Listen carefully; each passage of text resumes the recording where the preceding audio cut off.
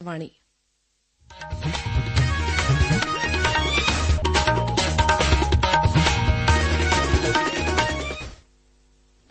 നമസ്കാരം. പ്രാദേശിക വാർത്തകൾ വായിക്കുന്നത് നിമിഷ. പ്രധാന വാർത്തകൾ. പശ്ചിമേഷ്യൻ സംഘർഷത്തെക്കുറിച്ച് പ്രധാനമന്ത്രി നരേന്ദ്രമോദിയുമായി ഇസ്രായേൽ പ്രധാനമന്ത്രി ബെഞ്ചമിൻ നെതന്യാഹു ഫോണിൽ സംസാരിച്ചു. അഹമ്മദാബാദ് വിമാന ദുരന്തം സംബന്ധിച്ച് അന്വേഷണം ഊർജിതമായി തുടരുന്നു.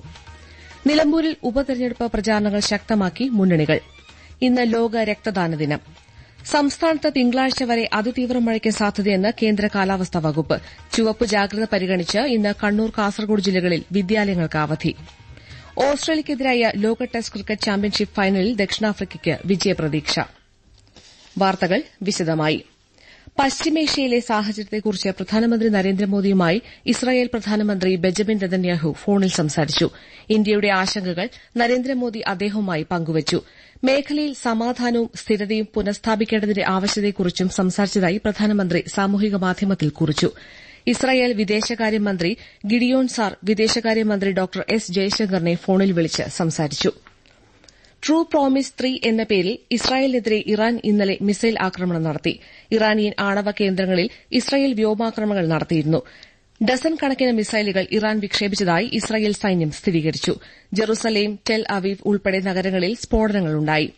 ഇറാനിയൻ മിസൈലുകളും ഡ്രോണുകളും തടയാൻ യുഎസ് സൈന്യം ഇസ്രായേലിനെ സഹായിക്കുന്നുണ്ടെന്ന് ഒരു യുഎസ് ഉദ്യോഗസ്ഥൻ പറഞ്ഞു. 40 പേർ ഇസ്രായേലി ആശുപത്രികളിൽ ചികിത്സയിലാണ്. ഫ്രാൻസ് സന്ദർശിക്കുന്ന വിദേശകാര്യമന്ത്രി ഡോക്ടർ എസ് ജയശങ്കർ ഫ്രഞ്ച് വിദേശകാര്യമന്ത്രി ജീൻ നോയൽ ബാരറ്റുമായി മാർസയിൽ കൂടിക്കാഴ്ച നടത്തി. ഭീകരതയെ അപലപിച്ച ഫ്രാൻസിന്റെ നടപടിയെ ജയശങ്കർ സ്വാഗതം ചെയ്തു. ഭീകരതയ്ക്കെതിരായ ഇന്ത്യൻ നിലപാട് ജയശങ്കർ വിശദീകരിച്ചു. വ്യാപാരം, പ്രതിരോധം, ഊർജ്ജം തുടങ്ങിയ മേഖലകളിൽ ഉഭയകക്ഷി സഹകരണം ശക്തിപ്പെടുത്തുന്നത് സംബന്ധിച്ച് ഇരു നേതാക്കളും ചർച്ച ചെയ്തു. അഹമ്മദാബാദ് വിമാന ദുരന്തം സംബന്ധിച്ച് അന്വേഷണം ഊർജിതമായി തുടരുന്നു. ഫോറൻസിക് വിദഗ്ധർ ഇന്നലെ അപകടസ്ഥലം സന്ദർശിച്ച് തെളിവുകൾ ശേഖരിച്ചു. പ്രദേശത്ത് നിന്ന് വിമാനത്തിന്റെ ബ്ലാക്ക് ബോക്സ് കണ്ടെടുത്തതായി പോലീസ് അറിയിച്ചു. ഗുജറാത്ത് ഭീകരവിരുദ്ധ സ്ക്വാഡ് സ്ഥലത്ത് നിന്ന് ഡിജിറ്റൽ വോയിസ് റെക്കോർഡർ നേരത്തെ കണ്ടെടുത്തിരുന്നു. ഫോറൻസിക് പരിശോധനാ ഫലവും കൂടുതൽ സാങ്കേതിക പരിശോധനാ റിപ്പോർട്ടും പുറത്തുവന്നാലേ അപകടകാരണം സംബന്ധിച്ച് വ്യക്തത ലഭിക്കൂ.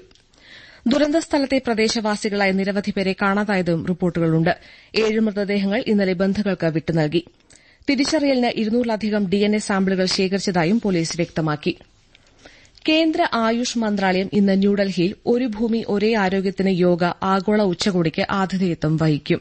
ഈ മാസം 21-ന് 11ാമത് അന്താരാഷ്ട്ര യോഗാ ദിനത്തിന്റെ മുന്നോടിയായാണ് ഉച്ചകോടി. ലോകത്തെ പ്രമുഖ അന്താരാഷ്ട്ര യോഗാ സ്ഥാപനങ്ങളിൽ നിന്നും വെൽനസ് കമ്മ്യൂണിറ്റികളിൽ നിന്നും ഓൺലൈനായും അല്ലാതെയും 1000-ലധികം പേർ പരിപാടിയുടെ ഭാഗമാകും. ബഹ്റൈൻ, യുഎസ്, യുകെ, ദക്ഷിണ കൊറിയ എന്നിവയുൾപ്പെടെ 4-ലധികം രാജ്യങ്ങളിൽ നിന്ന് വിദഗ്ധർ ഉച്ചകോടിയിൽ പങ്കെടുക്കും. അന്താരാഷ്ട്ര യോഗാ ദിനാചരണത്തോടനുബന്ധിച്ച് കേന്ദ്ര വാർത്താവിതരണ പ്രക്ഷേപണ മന്ത്രാലയത്തിന് കീഴിലെ സെൻട്രൽ ബ്യൂറോ കമ്മ്യൂണിക്കേഷൻ മറ്റന്നാൾ തിരുവനന്തപുരത്ത് സംയോജിത ബോധവൽക്കരണ പരിപാടി സംഘടിപ്പിക്കും. നെട്ടയം ശാരദ കോളേജ് ഓഫ് നഴ്സിംഗിൽ നടത്തുന്ന പരിപാടിയിൽ യോഗ പരിശീലനവും കലാപരിപാടികളും ഉണ്ടാകും. CBC additional director general V Palanichami പരിപാടിയിൽ അധ്യക്ഷനാകും. ഇന്ന് ലോക രക്തദാന ദിനം. രക്തദാനത്തിലൂടെ ജീവൻ രക്ഷിക്കുന്നതിനെക്കുറിച്ച് അവബോധം വളർത്തുകയെന്ന ലക്ഷ്യവുമായാണ് എല്ലാ വർഷവും ജൂൺ 14-ന് ലോക രക്തദാന ദിനം ആചരിക്കുന്നത്. നിസ്വാർത്ഥരായി രക്തദാനം ചെയ്ത് മറ്റുള്ളവരുടെ ജീവൻ രക്ഷിക്കാൻ സന്നദ്ധത കാണിക്കുന്നവരെ ആദരിക്കുന്നതിനാണ് ദിനാചരണം. രക്തം നൽകൂ, പ്രത്യാശ നൽകൂ, ഒരുമിച്ച് നമുക്ക് ജീവൻ രക്ഷിക്കാമെന്നതാണ് ഈ വർഷത്തെ ദിനാചരണ പ്രമേയം. അഹമ്മദാബാദ് വിമാനാപകടത്തിൽ നിരവധി പേർക്ക് പരിക്കേറ്റ സാഹചര്യത്തിൽ സൈന്യം പ്രത്യേക രക്തദാന ക്യാമ്പ് ആരംഭിച്ചു. എൻഎസ്സി ഗ്രൂപ്പ് ക്യാമ്പസിലാണ് ക്യാമ്പ്.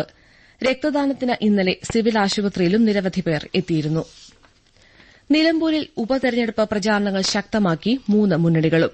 പ്രമുഖ നേതാക്കളും സാംസ്കാരിക പ്രവർത്തകരും സ്ഥാനാർത്ഥികൾക്കായി സജീവ പ്രചാരണത്തിലാണ്. യുഡിഎഫ് സ്ഥാനാർത്ഥി ആര്യാടൻ ഷൌക്കത്ത്, എൽഡിഎഫ് സ്ഥാനാർത്ഥി എം സ്വരാജ്, എൻഡിഎ സ്ഥാനാർത്ഥി മോഹൻ ജോർജ് എന്നിവരുടെ പഞ്ചായത്ത് തല പ്രചാരണം തുടരുകയാണ്. പി വി അൻവറും മണ്ഡലത്തിൽ വോട്ടുറപ്പിക്കുന്നതിന് തിരക്കിട്ട പ്രചാരണത്തിലാണ്. വയനാട് എംപി പ്രിയങ്ക ഗാന്ധി ഇന്ന് വയനാട്, കോഴിക്കോട് ജില്ലകളിൽ പര്യടനം നടത്തും. വൈകിട്ട് കോഴിക്കോട് കൊടിയത്തൂർ ഗ്രാമപഞ്ചായത്തിന്റെ വിവിധ വികസന പദ്ധതികൾ പ്രിയങ്ക ഗാന്ധി ഉദ്ഘാടനം ചെയ്യും. പൊതുവിദ്യാഭ്യാസ മേഖലയിലെ സൌജന്യ യൂണിഫോം വിതരണം മുടങ്ങിയതിന്റെ കാരണം വെളിപ്പെടുത്താൻ ഗവൺമെന്റ് തയ്യാറാവണമെന്ന് ടി സിദ്ദിഖ് എംഎൽഎ ആവശ്യപ്പെട്ടു. ഗോത്രവിഭാഗത്തിലെ വിദ്യാർത്ഥികൾക്ക് ഉൾപ്പെടെ യൂണിഫോം നൽകാനാവാത്തതെന്തെന്ന് മുഖ്യമന്ത്രിയും വിദ്യാഭ്യാസ മന്ത്രിയും വ്യക്തമാക്കണമെന്ന് ടി സിദ്ദിഖ് കോഴിക്കോട്ട് പറഞ്ഞു. മുണ്ടക്കൈ ചൂരൽമല വായ്പ എഴുതിത്തള്ളുന്ന കാര്യത്തിൽ കേന്ദ്ര സംസ്ഥാന ഗവൺമെന്റുകൾക്ക് വീഴ്ച സംഭവിച്ചുവെന്നും വായ്പാ ബാധ്യത ദുരന്തബാധിതരുടെ തലയിൽ കെട്ടിവെക്കാൻ അനുവദിക്കില്ലെന്നും സിദ്ദിഖ് അറിയിച്ചു. പ്രാദേശിക വാർത്തകളാണ് കേൾക്കുന്നത്. സംസ്ഥാനത്ത് ചക്രവാത ചുഴിയുടെയും പടിഞ്ഞാറൻ കാറ്റിന്റെയും സ്വാധീനത്താൽ തിങ്കളാഴ്ച വരെ അതിതീവ്ര മഴയ്ക്കും ശക്തമായ കാറ്റിനും സാധ്യതയുണ്ടെന്ന് കേന്ദ്ര കാലാവസ്ഥാ വകുപ്പ് മുന്നറിയിപ്പ് നൽകി. തീവ്രമഴ കണക്കിലെടുത്ത് ഇന്ന് കണ്ണൂർ, കാസർകോട് ജില്ലകളിൽ ചുവപ്പ് ജാഗ്രതയാണ്. പത്തനംതിട്ട, കോട്ടയം, എറണാകുളം, ഇടുക്കി, തൃശൂർ, പാലക്കാട്, മലപ്പുറം, കോഴിക്കോട്, വയനാട് ജില്ലകളിൽ ഓറഞ്ച് ജാഗ്രതയും നൽകി. തിരുവനന്തപുരം, കൊല്ലം, ആലപ്പുഴ ജില്ലകളിലും ലക്ഷദ്വീപിലും മഞ്ഞ ജാഗ്രത പ്രഖ്യാപിച്ചു.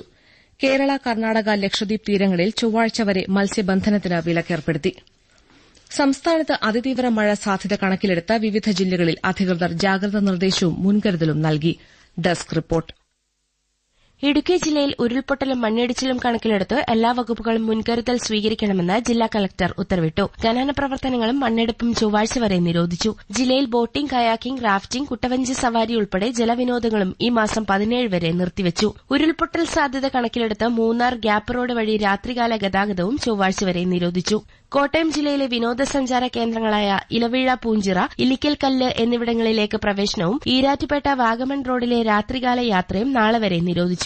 എല്ലാവിധ ഖനന പ്രവർത്തനങ്ങളും നിരോധിച്ചിട്ടുണ്ട്. പത്തനംതിട്ട ജില്ലയിൽ മൂഴിയാർ ഡാമിന്റെ 3 ഷട്ടറുകളും തുറന്നു. കക്കട്ടാറിന്റെയും മൂഴിയാർ ഡാം മുതൽ കക്കാട് പവർ ഹൌസ് വരെ ഇരുകരകളിൽ താമസിക്കുന്നവർ ജാഗ്രത പുലർത്തണമെന്ന് അധികൃതർ അറിയിച്ചു. ആളുകൾ നദിയിലിറങ്ങാൻ പാടില്ലെന്നും മുന്നറിയിപ്പുണ്ട്. അതിതീവ്ര മഴ സാധ്യത പരിഗണിച്ച് കണ്ണൂർ ജില്ലയിൽ വിദ്യാലയങ്ങൾ, അങ്കണവാടികൾ, മദ്രസകൾ, ട്യൂഷൻ സെന്ററുകൾ എന്നിവയ്ക്ക് ഇന്നും നാളെയും ജില്ലാ കളക്ടർ അവധി പ്രഖ്യാപിച്ചു. സ്പെഷ്യൽ ക്ലാസുകൾ പാടില്ലെന്നും നിർദ്ദേശമുണ്ട്. കാസർകോട് ജില്ലയിൽ റെഡ് അലർട്ട് പ്രഖ്യാപിച്ച സാഹചര്യത്തിൽ ജില്ലയിലെ പ്രൊഫഷണൽ കോളേജുകൾ, കേന്ദ്രീയ വിദ്യാലയങ്ങൾ, ട്യൂഷൻ സെന്ററുകൾ, മദ്രസകൾ, അങ്കണവാടികൾ ഉൾപ്പെടെ എല്ലാ വിദ്യാഭ്യാസ സ്ഥാപനങ്ങൾക്കും ജില്ലാ കളക്ടർ അവധി പ്രഖ്യാപിച്ചു. കാലവർഷത്തെ തുടർന്ന് ആലപ്പുഴ, ചേർത്തല താലൂക്കിൽ ദുരിതാശ്വാസ ക്യാമ്പ് തുറന്നു. 14 കുടുംബങ്ങളാണ് ക്യാമ്പിൽ കഴിയുന്നത്.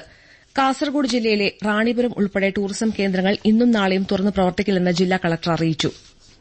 കർഷകരുടെ കണ്ണീരൊപ്പാൻ കേന്ദ്ര ഗവൺമെന്റ് വിവിധ പദ്ധതികൾ നടപ്പാക്കി വരികയാണ്. ഇതിൽ മുഖ്യമാണ് പ്രധാനമന്ത്രി ഫസൽ ബീമ യോജന. ആകാശവാണി കണ്ണൂർ ജില്ലാ പ്രതിനിധി കെ ഒ ശശിധരൻ തയ്യാറാക്കിയ റിപ്പോർട്ട്. പ്രകൃതിക്ഷോഭത്തെ തുടർന്ന് കൃഷിനാശം സംഭവിക്കുന്ന കർഷകരെ സഹായിക്കാനാണ് 2016 കേന്ദ്ര ഗവൺമെന്റ് പ്രധാനമന്ത്രി ഫസൽ ബീമ യോജന നടപ്പാക്കിയത്. കാർഷിക വിളകൾക്ക് നാശനഷ്ടം സംഭവിക്കുന്നവർക്ക് ഏറെ ആശ്വാസകരമാണ് ഈ പദ്ധതി. കനത്ത മഴയിൽ നെൽകൃഷി നശിച്ചപ്പോൾ ഫസൽ ബീമ പദ്ധതിയിലൂടെ ലഭിച്ച 20,000 രൂപ കൊണ്ട് തന്റെ കടം വീട്ടാനായെന്ന് കണ്ണൂർ എളയാവൂരിനടുത്ത് അതിരകത്തെ പി കെ സുജാത പറയുന്നു. അത് വലിയൊരു സംഖ്യയല്ലേ. നമുക്ക് 20,000 എന്ന് പറയുമ്പോൾ ഒരു 10 റുപ്യ കിട്ടിയാൽ നമുക്കത് ഒരു കൃഷിക്കാർക്ക് എന്ന് പറയുമ്പോൾ അത് ഒരു വലിയ ഭീമമായ തുക തന്നെയല്ലേ. നമ്മള് കടം വാങ്ങിയിട്ടാണല്ലോ നമ്മൾ ഇതാക്കുന്നത്. അപ്പൊ പെട്ടെന്ന് 20,000 കൊണ്ട് നമുക്ക് അതിനുള്ള പ്രവൃത്തി ചെയ്യാൻ പറ്റിയല്ലോ. ഓസ്ട്രേലിയക്കെതിരായ ലോക ടെസ്റ്റ് ക്രിക്കറ്റ് ചാമ്പ്യൻഷിപ്പ് ഫൈനലിൽ ദക്ഷിണാഫ്രിക്കയ്ക്ക് വിജയപ്രതീക്ഷ. ലോർഡ്സിൽ 3ാം ദിനം കളി അവസാനിക്കുമ്പോൾ 2ാം ഇന്നിംഗ്സിൽ 2 വിക്കറ്റ് നഷ്ടത്തിൽ ദക്ഷിണാഫ്രിക്ക 213 റൺസെടുത്തു. ജയിക്കാൻ 8 വിക്കറ്റ് ബാക്കിയിരിക്കെ ഇനി വേണ്ടത് 69 റൺസാണ്. നേരത്തെ ഓസ്ട്രേലിയയുടെ 2ാം ഇന്നിംഗ്സ് 207 റൺസിന് അവസാനിച്ചിരുന്നു. പിച്ചിൽ അത്ഭുതങ്ങൾ സംഭവിച്ചില്ലെങ്കിൽ 27 വർഷത്തിനു ശേഷം ഒരു ഐസിസി കിരീടമെന്ന ദക്ഷിണാഫ്രിക്കയുടെ സ്വപ്നം ഇന്ന് യാഥാർത്ഥ്യമായേക്കും. 71ാമത് നെഹ്റു ട്രോഫി വള്ളംകളി ഓഗസ്റ്റ് 30-ന് പുന്നമടക്കായലിൽ നടത്തുമെന്ന് നെഹ്റു ട്രോഫി എക്സിക്യൂട്ടീവ് കമ്മിറ്റി അറിയിച്ചു. തീയതി സംബന്ധിച്ച് കമ്മിറ്റിയെടുത്ത തീരുമാനത്തിന് ഗവൺമെന്റ് അംഗീകാരം നൽകിയതായി ജില്ലാ കളക്ടർ അലസ് വർഗീസ് അറിയിച്ചു. മിഥുനമാസ പൂജകൾക്കായി ശബരിമല നട ഇന്ന് തുറക്കും. തന്ത്രി കണ്ഠരര് രാജീവരുടെ സാന്നിധ്യത്തിൽ മേൽശാന്തി അരുൺകുമാർ നമ്പൂതിരി വൈകിട്ട് 5-ന് നട തുറന്ന് ദീപം തെളിയിക്കും. സംസ്ഥാന ഗവൺമെന്റ് നടപ്പാക്കുന്ന ക്യാൻസർ പ്രതിരോധ ജനകീയ പ്രചാരണം ആരോഗ്യം ആനന്ദം അകറ്റാം അർബുദം പദ്ധതിയുടെ 2ാം ഘട്ടത്തിന് കാസർകോട് തുടക്കമായി. ജില്ലാ കളക്ടറുടെ ചേംബറിൽ വിവിധ വകുപ്പുകളുടെ ഏകോപന സമിതി യോഗം ചേർന്നു. പ്രധാന വാർത്തകൾ വീണ്ടും. പശ്ചിമേഷ്യൻ സംഘർഷത്തെക്കുറിച്ച് പ്രധാനമന്ത്രി നരേന്ദ്രമോദിയുമായി ഇസ്രായേൽ പ്രധാനമന്ത്രി ബെഞ്ചമിൻ നെതന്യാഹു ഫോണിൽ സംസാരിച്ചു. അഹമ്മദാബാദ് വിമാന ദുരന്തം സംബന്ധിച്ച് അന്വേഷണം ഊർജിതമായി തുടരുന്നു. നിലമ്പൂരിൽ ഉപതെരഞ്ഞെടുപ്പ് പ്രചാരണങ്ങൾ ശക്തമാക്കി മുന്നണികൾ. ഇന്ന് ലോക രക്തദാന ദിനം. സംസ്ഥാനത്ത് തിങ്കളാഴ്ച വരെ അതിതീവ്ര മഴയ്ക്ക് സാധ്യതയെന്ന് കേന്ദ്ര കാലാവസ്ഥാ വകുപ്പ്. ചുവപ്പ് ജാഗ്രത പരിഗണിച്ച് ഇന്ന് കണ്ണൂർ, കാസർകോട് ജില്ലകളിൽ വിദ്യാലയങ്ങൾക്ക് അവധി. ഓസ്ട്രേലിയക്കെതിരായ ലോക ടെസ്റ്റ് ക്രിക്കറ്റ് ചാമ്പ്യൻഷിപ്പ് ഫൈനലിൽ ദക്ഷിണാഫ്രിക്കയ്ക്ക് വിജയപ്രതീക്ഷ. പ്രാദേശിക വാർത്തകൾ